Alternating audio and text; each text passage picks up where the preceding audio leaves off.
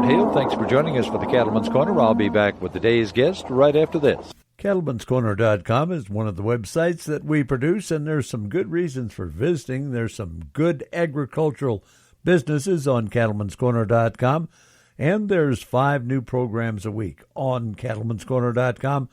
That means we get a lot of visitors. Good place for you to advertise if you have an ag business. Good place for you to visit if you're looking for anything involved with cattle.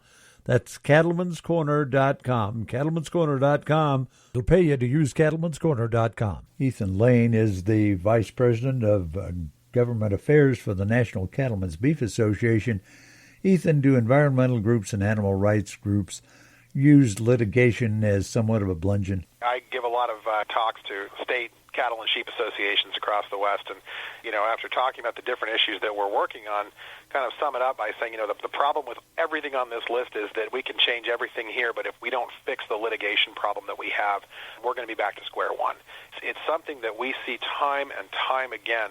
These environmental groups and animal rights groups have attorneys on staff. They have mastered the art of using the Equal Access to Justice Act and the Judgment Fund so that they're not even paying their own bills for these lawsuits typically.